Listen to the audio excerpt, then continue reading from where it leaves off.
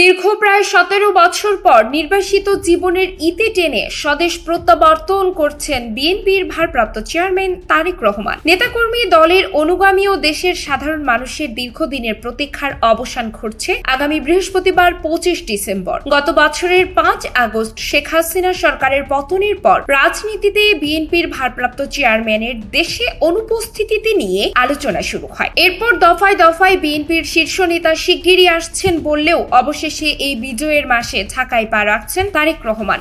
একমাত্র কন্যা জাইমা রহমানকে সঙ্গে নিয়ে ফিরবেন তিনি। এদিকে নির্বাচন ঘিরে বিএনপির ভারপ্রাপ্ত চেয়ারম্যান তারেক রহমানকে নিয়ে ব্যাপক পরিকল্পনা হাতে নিয়েছে দলটি। নির্বাচনের আনুষ্ঠানিক প্রচারণা শুরু হলেই সারা দেশ সফরে বের হবেন তিনি। দলটির নেতারা বলছেন, বেগম খালেদা জিয়ার অসুস্থতায় দেশে এসেই সশরীরে রাজনীতিতে নেতৃত্ব দেবেন ভারপ্রাপ্ত চেয়ারম্যান। নির্বাসিত জীবনের পুরো সময় জুড়েই তারেক রহমান ছিলেন বাংলাদেশের সঙ্গে ঐক্যবদ্ধ রেখেছিলেন জিয়াউর রহমান এবং খালেদা জিয়ার বিএনপিকে। জুলাই অভ্যুত্থানের পুরোটা সময় জুড়েই ছিলেন সক্রিয়। তবে 5 আগস্ট পরবর্তী বাস্তবতায় নেতাকর্মীরা অপেক্ষায় ছিলেন তারেক রহমানের প্রত্যাবর্তনের। সব সমীকরণ পাশ কাটিয়ে অবশেষে তারেক রহমানের দেশে ফেরার খবরে আপ্লুত নেতাকর্মীরা। ত্রয়োদশ জাতীয় সংসদ নির্বাচনের মাস দেড়েক আগে তারেক রহমানের প্রত্যাবর্তন ঘিরে বিস্তারিত পরিকল্পনা বিএনপির। দেশে ফিরেই মানুষের দুয়ারে যাবেন তারেক রহমান। বিএনপির স্থায়ী কমিটির সদস্য সেলিমা রহমান বলছেন, খালেদা জিয়ার শূন্যতা পূরণ করবেন তারেক রহমান। তার প্রত্যাবর্তনের মাধ্যমে ধানের শীষের প্রতি সমর্থন বাড়বে মানুষের। খালেদা জিয়া যতই সুস্থ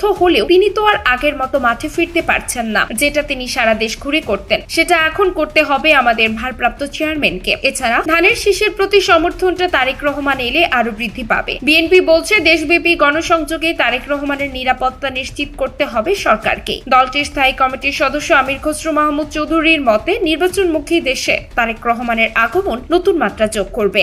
আমির খসরু বলেন, নির্বাচন নিয়ে আমরা একটা ইতিবাচক অবস্থানে চলে গেছি, আর তারেক রহমানের আগমনে তো স্বাভাবিকভাবেই একটা মাত্রা যোগ করবে। তিনি জনগণের নেতা, তাকে জনগণের কাছে যেতে হবে। তিনি যাবেন, এটাই সবসময় বিএনপির রাজনীতি ছিল। তিনি তো শুধু একজন নাগরিকই নন, একটা দলের বড় নেতা। সুতরাং তাকে নিরাপত্তা দেয়া সরকারের দায়িত্ব। এদিকে তারেক রহমানের প্রত্যাবর্তনকে স্মরণীয় করতেও বৃহৎ পরিকল্পনা নিয়েছে বিএনপি। এ লক্ষ্যে সাংগঠনিক প্রস্তুতি, নিরাপত্তা ব্যবস্থা সহ সার্বিক কর্মপরিকল্পনা চূড়ান্ত করার কাজ চলছে। বিএনপির নেতারা বলছেন, তারেক রহমানকে স্বাগত জানাতে সারা দেশ থেকে বিপুল সংখ্যক নেতাকর্মী, সমর্থক সহ সাধারণ মানুষ ঢাকায় আসবেন। বিমানবন্দর এলাকা থেকে শুরু করে গুলশান, বনানী পর্যন্ত বিস্তৃত এলাকায় জনসমাগম ঘটবে। এই প্রস্তুতির ইঙ্গিত সম্প্রতি দিয়েছেন বিএনপির মহাসচিব নিজেও। গত বৃহস্পতিবার ঢাকায় একদলীয় অনুষ্ঠানে তিনি বলেন, তারেক রহমান যেদিন বাংলাদেশে পা দেবেন, সেদিন যেন সারা বাংলাদেশ কেঁপে ওঠে। বিএনপি সেদিন দেশের রাজনৈতিক চেহারা বদলে দিতে চায় বলেও মন্তব্য করেন মির্জা ফখরুল।